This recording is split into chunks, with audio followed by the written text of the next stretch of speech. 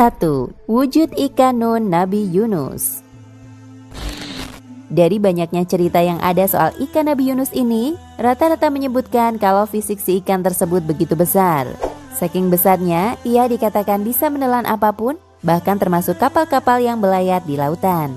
Lantaran ukurannya yang besar ini, maka tentu adalah hal yang mudah bagi ikan nun untuk menghisap Nabi Yunus. Ikan nun sendiri belum pernah terdefinisi dengan jelas, terutama jenisnya. Namun dari banyak penggambaran yang ada, ikan ini selalu dimiripkan dengan paus.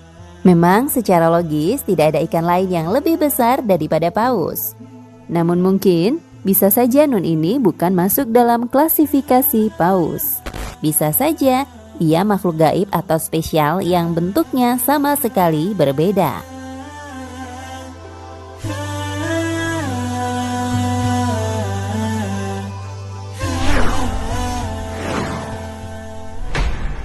Dua, cerita sekilas tentang Nabi Yunus dan ikan nun. Jadi, Nabi Yunus awalnya diperintahkan oleh Allah untuk menyampaikan kebenaran kepada suatu kaum yang menyembah berhala. Sayangnya, himbauan tersebut ditentang habis-habisan, sehingga membuat Nabi Yunus marah besar. Sambil berlalu, Nabi pun meminta Allah untuk menghukum orang-orang yang tak mau menerima kebenaran ini. Lalu Nabi Yunus pun pergi ke sebuah laut, kemudian naik sebuah perahu. Malang ketika itu, cuaca sedang buruk sehingga para awak kapal sepakat untuk membuang satu orang agar perahunya bisa berlayar lebih cepat.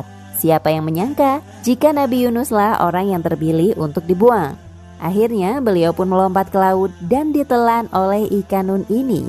Ditelan ikan nun, Nabi Yunus bisa bertahan dan bahkan meminta pengampunan.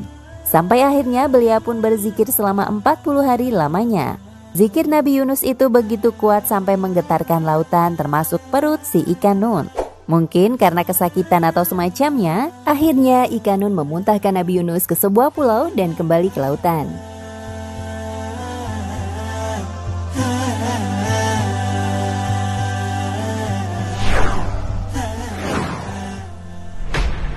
Tiga, ikan nun masih hidup sampai sekarang. Setelah kisahnya yang memuntahkan Nabi Yunus, tidak diketahui bagaimana nasib ikan nun tersebut. Tak banyak cerita yang mengulas khusus tentangnya. Namun ada banyak yang percaya kalau ikan tersebut masih hidup sampai sekarang.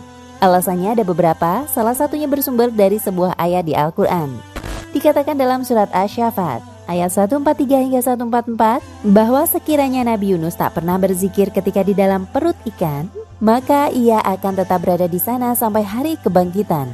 Dari sini bisa kita simpulkan, jika ikan tersebut berumur sangat panjang, setidaknya sampai hari kiamat.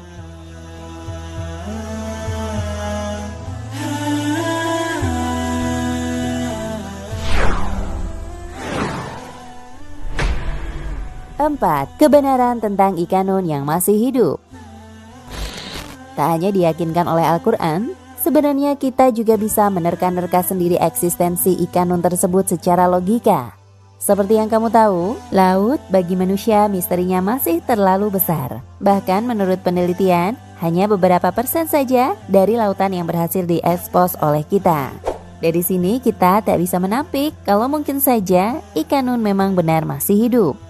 Ia bisa saja bersembunyi di tempat-tempat yang tak terjangkau oleh manusia, atau mungkin berkeliling mengitari samudra sehingga tak seorang pun yang bisa menduga ia di mana.